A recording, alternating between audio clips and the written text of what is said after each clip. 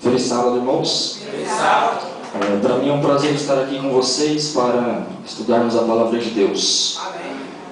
E o tema de hoje é um tema que nós devemos estudar esse tema e colocar em prática também. E proclamar esse tema a muitas pessoas que estão sendo enganadas aí no mundo afora. Como eu estava, por exemplo, um ano atrás. E eu quero falar aqui hoje sobre o selo de Deus e a marca da besta. Nós vamos estudar aí esse tema. E também nós vamos ver aqui dentro do contexto quem são as pessoas que vão receber o selo de Deus dentro do ramo adventista. E para entendermos melhor esse tema, vamos abrir a Bíblia em Apocalipse, capítulo 7, e vamos ler o versículo 1, 2 e 3. Eu gostaria, irmãos, da participação de vocês para nós termos aqui um envolvimento.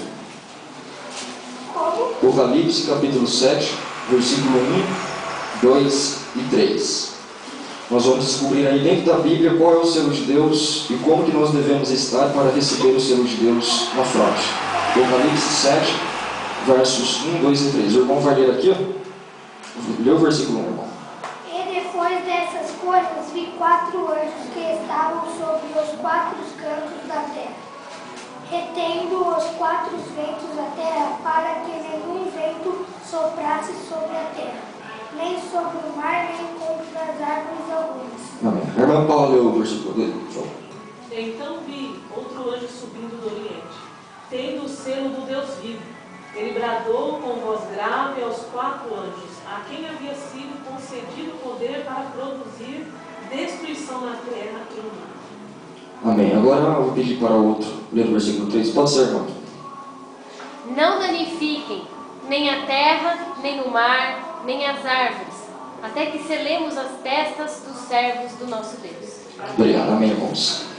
Bom, irmãos, a Bíblia fala que Deus tem um selo, e a besta também tem. Nós vamos analisar esses 3 versículos, que é uma incógnita no mundo cristão. Por exemplo, aqui fala que tem 4 anjos nos 4 cantos da terra.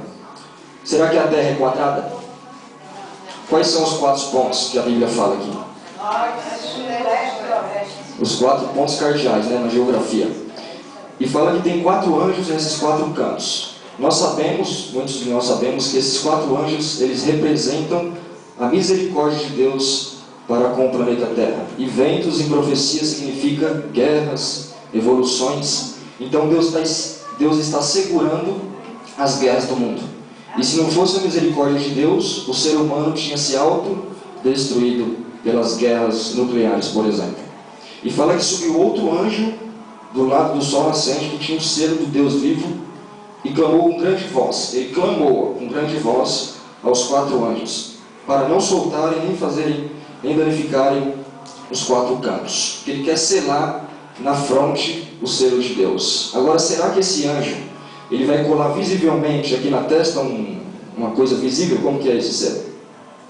É no subconsciente, na consciência, no caráter da pessoa. E muitas pessoas falam que o selo de Deus é o que, por exemplo? O Espírito Santo, né? Muitos falam que é o batismo, mas nós vamos aqui analisar qual é o selo de Deus. Vamos abrir Isaías 8,16. E nós vamos ver aí onde está a lei, onde está o selo de Deus. Lembrando, irmãos, que um selo, para ser um selo, tem que ter o quê? Um selo, para ser um selo, tem que ser como? Tem que ter 3 características. 8,16. Quais são as 3 características que um selo, para ser um selo, tem que ter? Tem que ter o nome de Deus, o cargo de Deus e o território que Deus domina. Por exemplo, nos tempos dos reis, lá do Antigo Testamento, dos reis, tanto de Israel como os reis pagãos, eles usavam um anel, está escrito em Esther, e nesse anel continha essas 3 características. Continha o nome do rei, o ponto que o rei dominava e o cargo do rei, que era rei. Então o selo de Deus tem que ter essas 3 características, para identificar Deus como Criador dos céus e da terra. Vamos ler aí Isaías 8,16. Eu vou pedir para que alguém leia novamente aqui esse capítulo e o versículo também. Isaías 8,16. Guardem o mandamento com cuidado, e sele a lei entre os meus discípulos. Algumas traduções falam, resguarde a lei, sela a lei no coração dos meus discípulos. Então o profeta Isaías fala que o selo de Deus é o quê? A lei. E dentro da lei tem que ter um mandamento que tenha essas 3 características. Então vamos analisar aí rapidamente os 10 mandamentos. Êxodo 20.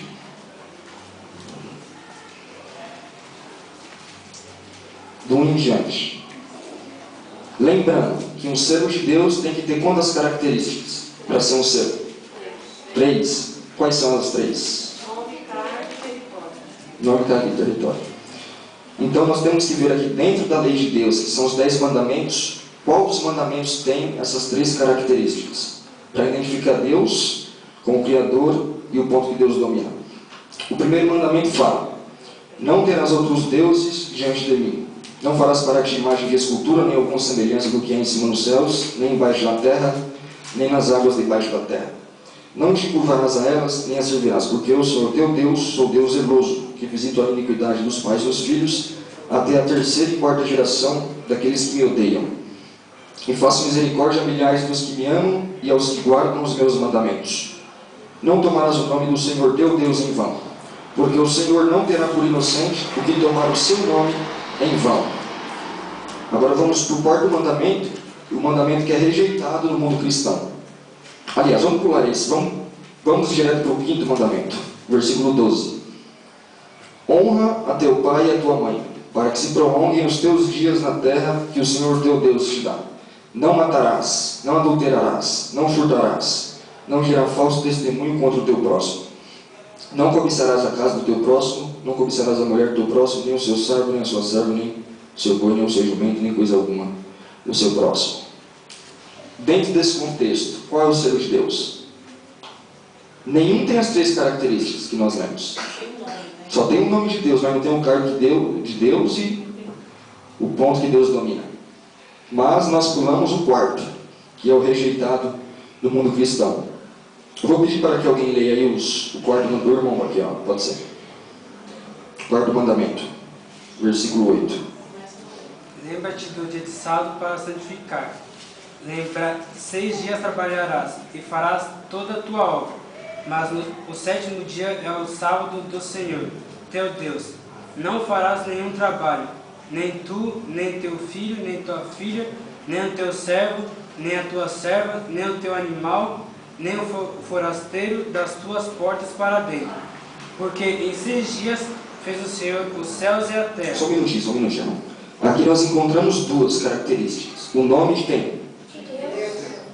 E o cargo dele, fez. Fez é a mesma coisa que o quê? Criar. Então aqui tem 2 características. O nome de Deus e o cargo de Deus. Pode continuar, irmão. Pois em 6 dias fez o Senhor os céus e a terra, o mar e tudo que neles há, e o 7º dia descansou. Por isso o Senhor abençoou o dia de sábado e o santificou. Amém. Então aqui nós encontramos 3 características de um servo. Então sábado é o servo de Deus, porque ele identifica Deus como Criador dos céus e da terra e de tudo que neles há. Identifica Deus. E se nós tirarmos esse mandamento, o que vai acontecer? Como que nós vamos provar que Deus fez as coisas que Deus criou? Se esse é o mandamento que fala. Então as igrejas hoje, que pregam a santificação do domingo, eles estão rejeitando o caráter de Deus, que é o sábado, e a lei em si. O servo de Deus não é apenas o sábado, mas é o conjunto que formam os 10 mandamentos. A lei de Deus em si é o servo de Deus. E Deus quer gravar na nossa mente, no nosso caráter, para que o nosso caráter reflita o caráter de Jesus Cristo, o qual nos deu a vida para a vida eterna. Então vamos ver em outros textos se a Bíblia fala mesmo que o sábado é o servo de Deus. Vamos abrir Êxodo 31, versículo 16 e 17.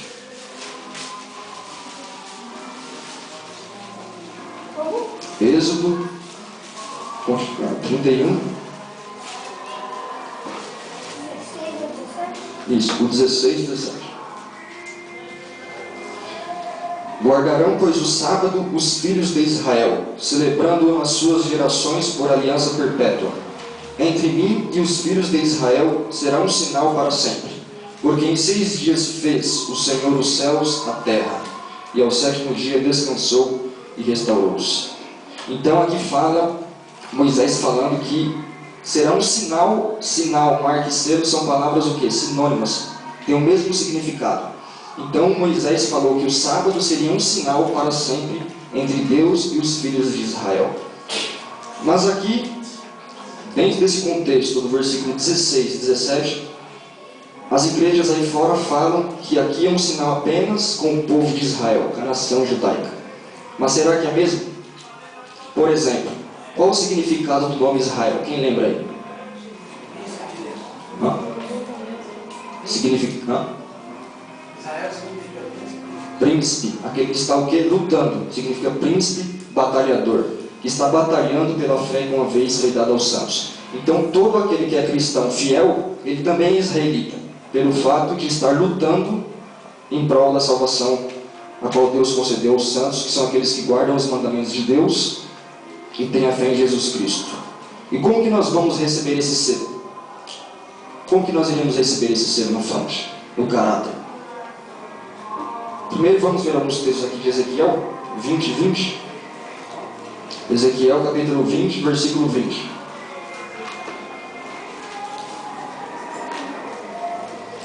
Ezequiel 20.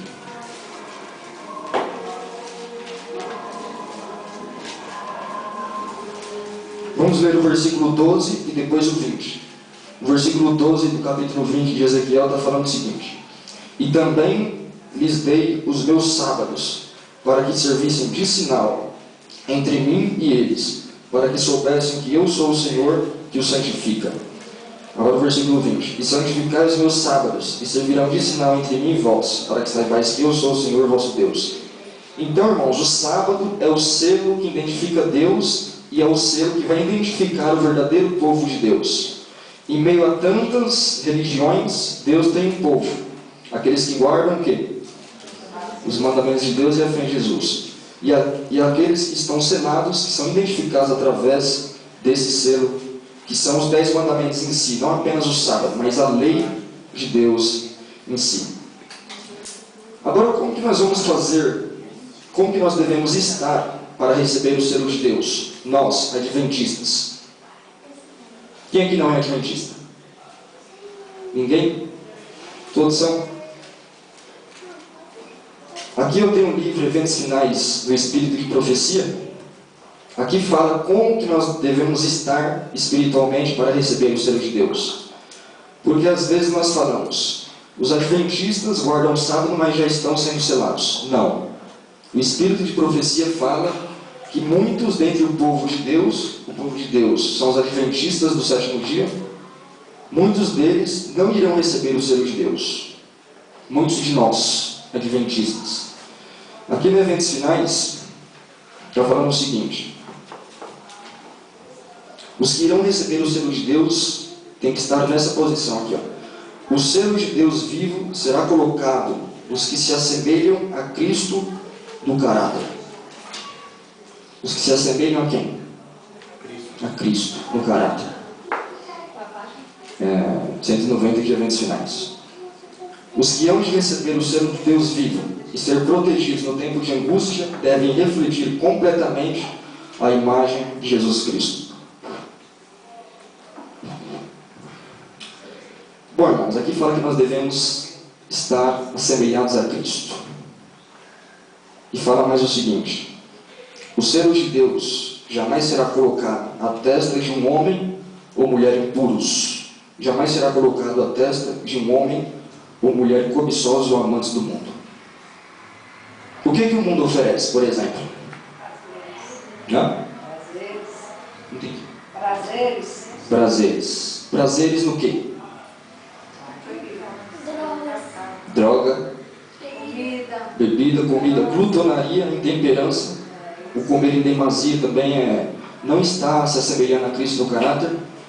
O mundo oferece várias coisas. E muitos cristãos são amantes do mundo, segundo nos diz aqui Eventos Finais. Porque o mundo oferece um caminho largo. E as igrejas também. Digo as igrejas aí, prostitutas filhas. Porque a verdade tem que ser dita. Então, o mundo oferece para os cristãos a novela, futebol. Muitas pessoas falam, jogar futebol está liberado, né? Mas uma vez eu tive uma experiência, foi o seguinte: Eu estava no restaurante lá em Barueri, aí chegou um irmão adventista que ele já é antigo de igreja, mas agora está afastado. Em 1960, por aí, ele disse que se os membros da igreja adventista do sétimo dia jogassem futebol, eles eram expulsos ou disciplinados da igreja. Porque Cristo não era encontrado no campo de futebol. Porque ele não amava o mundo nem era amante do mundo. Por exemplo, quantos apóstolos eram no tempo de Cristo? 12. Quanto que aqui no time de futebol de campo? 11. Dava muito bem para Jesus ter feito ali um time de futebol de campo, e ele era o técnico, colocava ali quem no gol? Pedro, e eles iam jogar agora contra quem? Os fariseus. Cadê que ele fez isso aí? Disputar futebol ali com os fariseus, para ver quem era o melhor de bola. Então, Então, tudo que é puro, isso fazei. E fazei tudo para a honra de quem?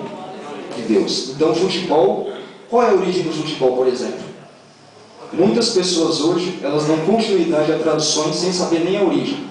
O futebol começou na China, onde os pagãos arrancavam a cabeça. Os militares arrancavam a cabeça dos seus adversários e ficavam chutando. E aí veio para a Grécia, Inglaterra, depois para o Brasil, e foi aperfeiçoado. Depois usaram nos Jogos de Atenas, lá na Grécia. Então esses jogos, eles todos vieram de países pagãos. E qual era a nação santa que Deus escolheu naqueles tempos? Não era o povo de Israel? E eles jogavam futebol? O povo de Israel? Então, o selo de Deus jamais será colocado à testa de um homem ou mulher impuros. Jamais será colocado à testa de um homem ou mulher cobiçosos ou amantes do mundo. Jamais será colocado à testa de homens ou mulheres de língua falsa ou coração enganoso. Todos os que recebem o selo de Deus devem ser imaculados diante de Deus, candidatos para o céu. Então, o selo de Deus, ele não vai ser pregado visivelmente. Mas o selo de Deus, essa é uma linguagem simbólica. Ele vai ser pregado no caráter. Porque o selo de Deus identifica quem? Não é Deus? O selo de Deus identifica Deus?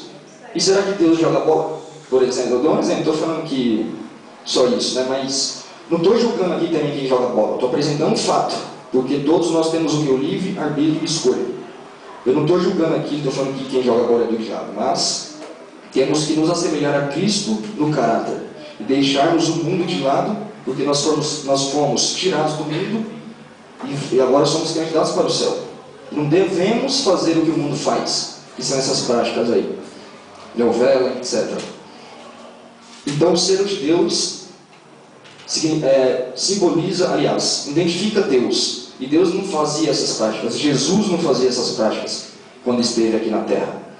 Nem muito menos Jesus condescendeu com o pecado. Por exemplo, hoje, o mundo pós-moderno, muitos jovens estão perdendo a moralidade através do quê? Da internet. Internet, jogos de videogame, que o Espírito de Profecia fala que esses tipos de práticas, eles abaixam a moralidade. A pessoa, por exemplo, as coisas que nós praticamos, elas são as coisas que formam o nosso caráter. Os nossos hábitos formam o quê? O nosso caráter. Então, se nós termos o hábito de estudar a vida de Cristo, de Jesus Cristo, nós vamos formar um caráter semelhante ao de Cristo, e não semelhante ao do Michael Jackson, por exemplo. Porque muitas pessoas ficam estudando a vida dessas pessoas, mas esquecem Cristo, que é o autor e consumador da fé, que uma vez foi dada aos santos, que são aqueles que guardam os mandamentos de Deus e têm a fé em Jesus. Amém. O amor exprime-se na obediência. Os que amam a Deus, obedecem a Deus. E Deus fala que nós devemos guardar a lei de Deus, que é o caráter de Deus, para que o caráter de Deus reflita no nosso caráter. Então, o amor exprime-se na obediência, porque o cumprimento da lei é amor para com Deus e depois para com o próximo. E o amor perfeito lança fora o temor. Os que amam a Deus têm o seu selo na testa e praticam as obras de Deus.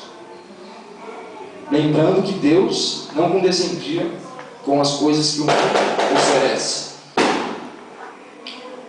Os que vencem o mundo, a carne e o diabo serão os agraciados que receberão o selo do Deus vivo. O que é vencer a carne, por exemplo? Comer nossa carne. Não, é outra questão isso daí. A nossa carne. Nós. Isso, o eu. O ego, né? Muitas pessoas falam, eu acho. Mas Cristo nunca disse eu acho. É sim, sim ou não, não. Passou disso é de quem? É do maligno e do diabo. Então, o cristão não pode ficar em cima do muro. Tem que falar sim ou não. Porque senão não é de Deus. Então, os que vencem o mundo, a carne e o diabo. As tentações, aliás, ceder à tentação já está dando ouvido ao diabo.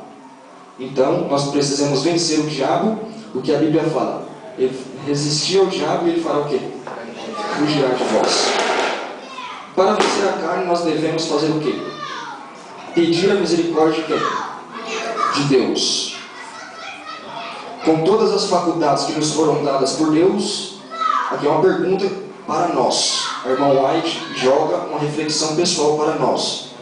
Eu me incluo porque isso serve para mim primeiramente, depois para os demais. Com todas as faculdades que nos foram dadas por Deus. O que ela quis dizer aqui? Com todas as faculdades que nos foram dadas por Deus. Os privilégios que nos foram dados por Deus. O conhecimento que nós temos da Bíblia. Ontem, eu estava ali pregando para algumas pessoas, na minha casa, minha prima e minha irmã. Minha prima ex-adventista e minha irmã que não tem religião.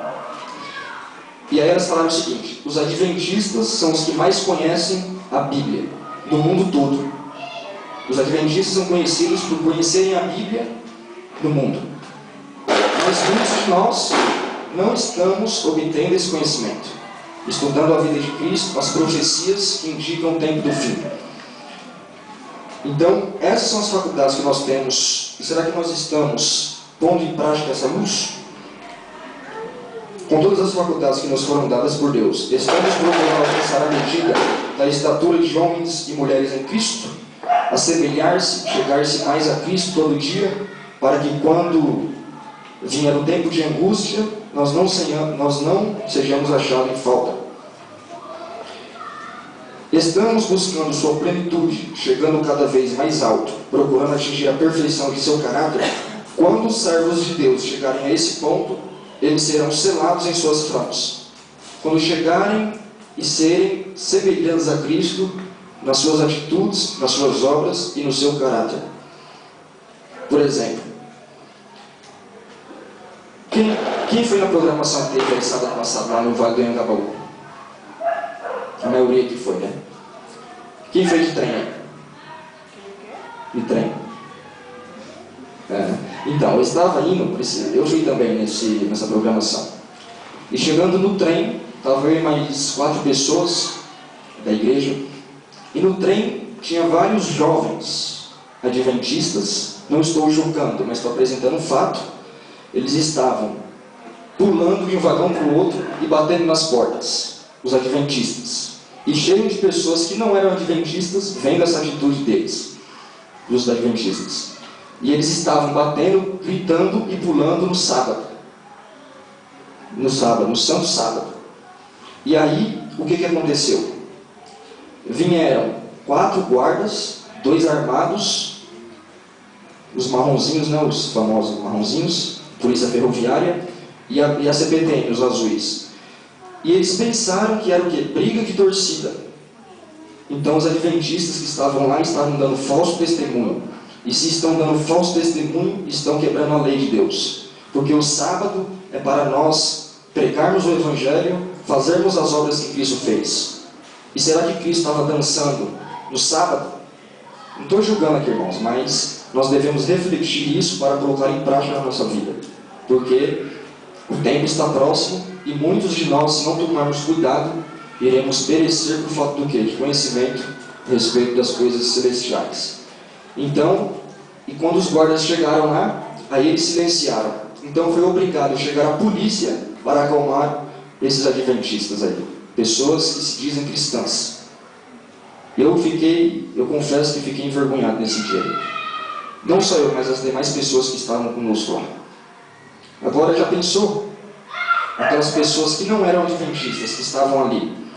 Se um de nós um dia chegarmos para ela, pregarmos o Evangelho para elas, e falarmos que a igreja adventista é verdadeira, será que elas vão aceitar depois de elas terem visto aquela atitude de muitos jovens?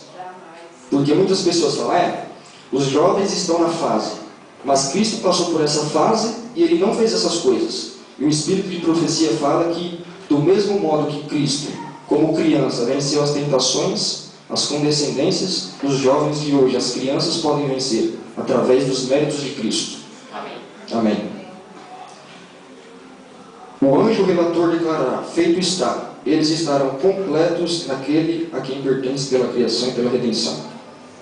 Então, as pessoas que vão receber o selo de Deus devem estar o quê? Imaculadas diante de Deus.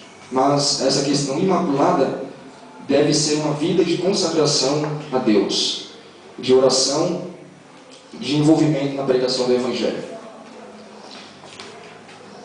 E aí no White fala que só poderá haver duas classes no tempo do selamento. Só poderá haver duas classes. Cada participante é assinalado distintamente, ou com o selo do Deus vivo, ou com o sinal da besta e da sua imagem. Então, irmãos, nós temos como adventistas e cristãos e povo escolhido de Deus, analisar a vida do Salvador. Agora, se o selo de Deus é um dia, e agora então qual é o selo da besta? E quem é a besta? Porque hoje nós temos que desenvolver o alto clamor do terceiro anjo que denuncia Babilônia e suas filhas. Então quem é a besta? A besta do Apocalipse, não? Satanás está por detrás, regendo, mas ele em si não é, né? Por exemplo, besta e profecia é o quê? Poder, rei ou rei. Então, essa besta, ela representa um reino dirigido pelo Satanás, como ele falou aqui. Então, Satanás também tem um dia de repouso. Um dia o qual é reverenciado por muitas pessoas aí fora. Eu, particularmente, guardava o domingo, lá na igreja dos Mormons, a igreja de Jesus Cristo dos Santos dos Últimos Dias. Fiquei 16 anos pensando que o domingo era o dia santo, mas graças a Deus, Deus falou: ainda tenho outras ovelhas que não são desse aprisco. A mim me convém apregá-las. E eu serei um pastor e eles serão um rebanho. Então Deus abriu minha mente e eu estou aqui hoje pregando contra a doutrina a qual fazia parte, que é a doutrina do próprio Satanás. Porque Deus tem a doutrina dele, Satanás também tem. Porque Satanás quer ser Deus. Então a besta é quem? Vamos abrir Apocalipse 13. Aqui fala que essa besta também tem um selo. E vamos ver então qual é o selo da besta. Apocalipse capítulo 13, versículo 15 em diante, até o 18. Apocalipse 13, versículo 15, 16 e 17. E 18 também. Aqui fala que a besta tem uma marca e um sinal, uma imagem também. E fala que o número da besta é 666. Nós vamos trabalhar um pouco nessa questão do 666, porque muitas pessoas falam que o selo de Deus, da besta, é um chip. Mas na essência do conteúdo não tem nada a ver com chip.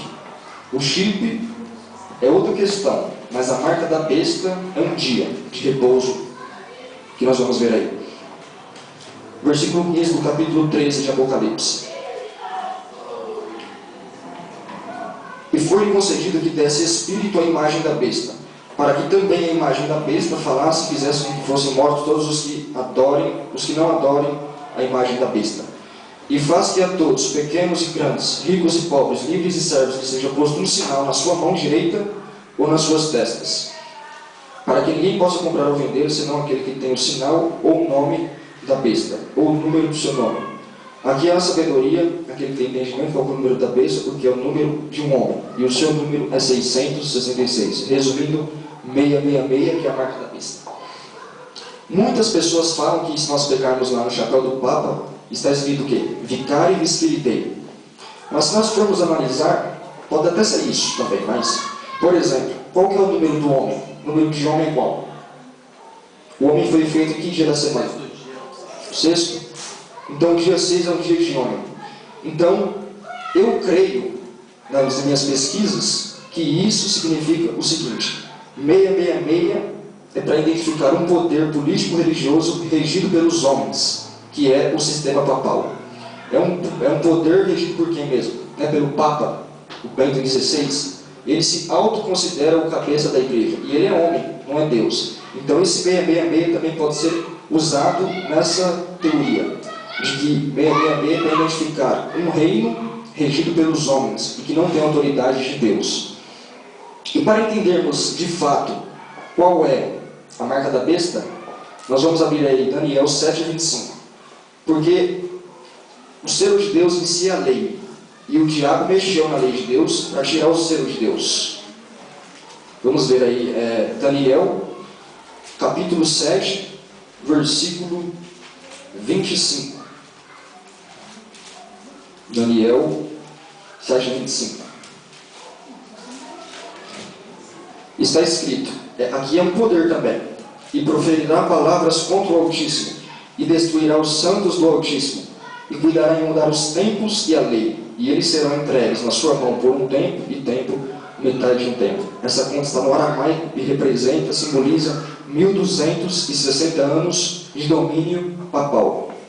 De acordo com a história, qual foi o poder que realizou o concílio de Nicéia no ano de 325 e mudou as leis de Deus? Quem foi? Por exemplo, quem fundou o cristianismo? Essa daí até o nome responde. Quem fundou o cristianismo? Jesus Cristo. Então Jesus fundou o cristianismo com quantos apóstolos?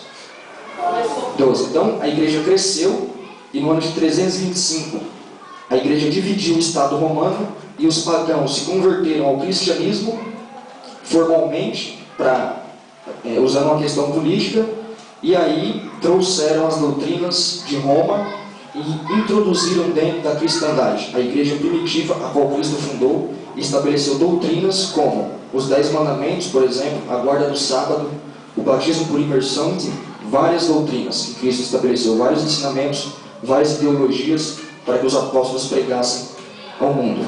Então, no ano de 325, a igreja romana, aliás, os romanos pagãos, uniram-se com o império, e o que aconteceu? A igreja apostatou, deixou de lado os ensinamentos de Cristo e deu lugar ao paganismo. E aí eles mexeram na lei de Deus, que é o caráter de Deus, e que lá está o selo de Deus, a igreja romana. Eusébio, o bispo de Roma, e Constantino, que era o imperador pagão, mudaram, realizaram esse concílio, como já falei, o concílio de Nicéia, 325. E aqui eu tenho comigo, por exemplo, o decreto que Constantino fez, o Edito de Constantino. E nesse ano, ele falou o seguinte, para os cristãos da época. Aqui, ó, no 325. Ele falou que todos os juízes e todos os habitantes da cidade, e todos os mercadores e artífices, descansem no venerável dia do sol. Qual é o dia de descanso de Deus?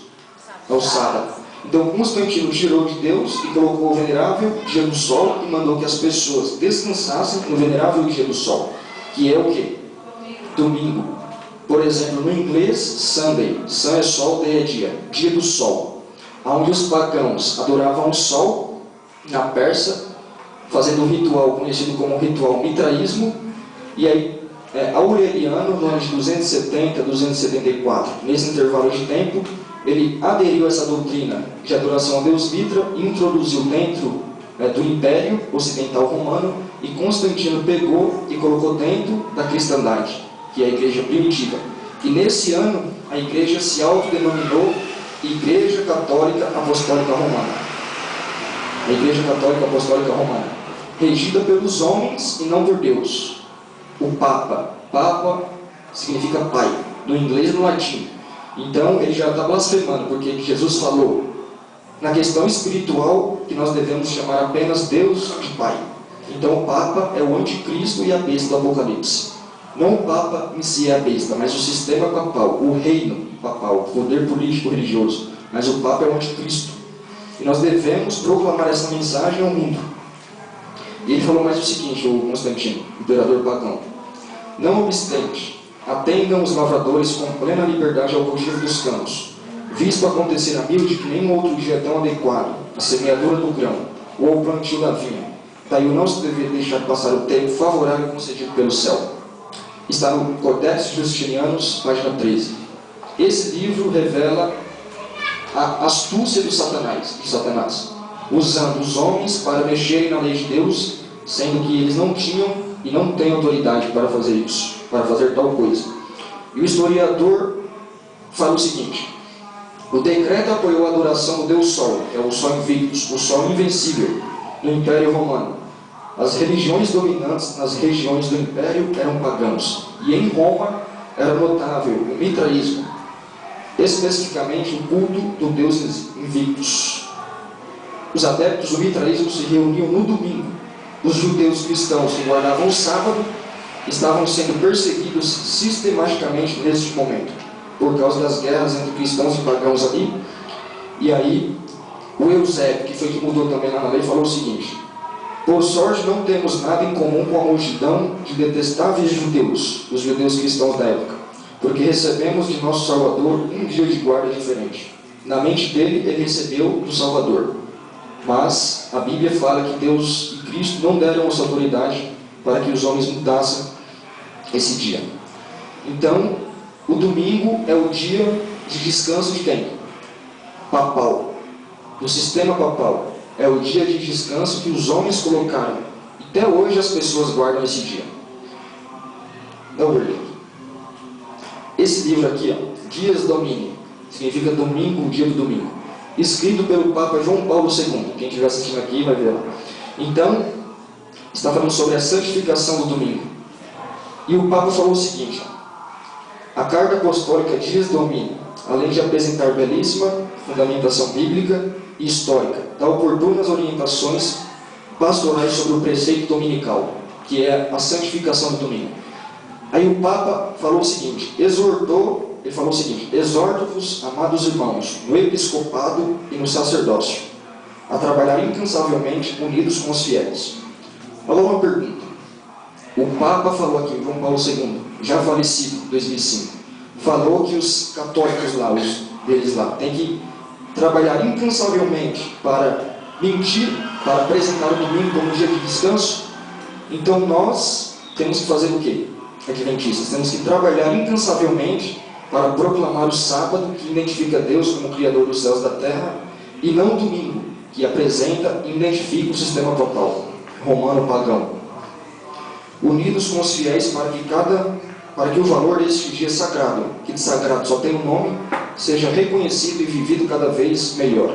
Isto produzirá frutos nas comunidades cristãs. Ó. Aqui não está falando da igreja católica em si, está falando das igrejas também o quê? Protestantes. Por exemplo, no ano de 1999, João Paulo II realizou uma reunião ecumênica, o Vaticano II, o Concílio Vaticano II. E nessa reunião estavam todas as igrejas protestantes, do ramo protestante, os conservadores, estavam também os ortodoxos, que é da Igreja Católica Oriental, enfim, até mesmo os muçulmanos, os índios, que invocam espíritos, que não tem nada a ver com o cristianismo. Nessa reunião, eles aderiram, assinaram documentos, prestando homenagem à Igreja Católica, sendo submissos à Igreja Católica. E nesse ano também, a própria Igreja de Martinho Lutero assinou um decreto, a qual ela declarou que fazia parte agora do catolicismo. A Igreja que Martinho Lutero fundou, a Igreja Luterana, 1999. E ele falou o seguinte: e não deixará de exercer benéfica influência sobre toda a sociedade civil. O que ele quis dizer aqui? Quem é a sociedade civil? Somos nós, sociedade civil. Então, aqui ele manda que os cristãos preguem à sociedade civil que o domingo é o dia cristão, e não o sábado. Então, o Papa está trabalhando com a filosofia do Satanás. E aqui eu tenho comigo o Catecismo Romano. Foi comprado na própria Igreja Católica, na loja ali em São Paulo. E a Bíblia fala que cuidaria em mudar os tempos e a lei moral dos 10 mandamentos. Aqui está falando o seguinte, o terceiro mandamento do Catecismo: guardar domingos e festas. Catecismo Romano. A Bíblia manda guardar o sábado e o Papa manda os cristãos guardarem o domingo. Está vendo que, por exemplo, se o Papa manda guardar o domingo, então ele é o anticristo, ele é o opositor de Cristo, porque o Cristo mandou guardar o sábado, e manda ainda através da palavra dele e dos escritos aqui de Ellen White. E o Papa já manda guardar o domingo. Então o Papa está usando as filosofias pagãs, camuflando Deus. Aliás, Satanás está por detrás desse movimento. Então, irmãos, qual é o dia de Deus? Sábado. E o da besta? Domingo. Por exemplo,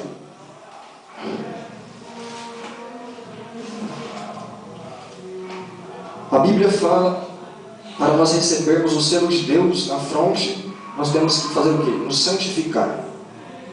E quem coloca uma autoridade humana acima da de Deus, dos 10, ou então até mesmo as 3 mensagens angélicas, estão já recebendo o selo da besta. Por exemplo, a Bíblia fala, aliás, o Espírito de Profecia fala aqui o seguinte, que nós devemos santificar o sábado, e nós não vamos entrar no céu com uma mancha de pecado. Que, devido ao pecado, Satanás foi expulso do céu, e ninguém que condescenda com o pecado e o acaricie poderá ir para o céu, pois nesse caso, Satanás outra vez conseguiria firmar-se ali. Isso está no livro Visões do Céu, página 67. Então, nós devemos o quê? Diante desse sistema todo, para não sermos usados por Satanás. Nós devemos santificar o quê? Não só o sábado, mas a lei. E como que nós vamos fazer para ter uma vida, para alcançarmos uma santificação, nos santificarmos em tal magnitude e alcançarmos a perfeição? Como que nós vamos fazer isso? Isso, porque ninguém é santo agora. Nós estamos no processo. Porque ninguém vai entrar no céu com pecado. Então, nós devemos orar para Deus para que recebamos a chuva temporã, que é para purificar o santuário terrestre que somos nós. Depois a cerolha, que é para completar a obra do Espírito Santo. Então, no céu não vai entrar ninguém com uma mancha de pecado. Aqui esse livro aqui, Meditações Matinais de Ellen White, só um minuto.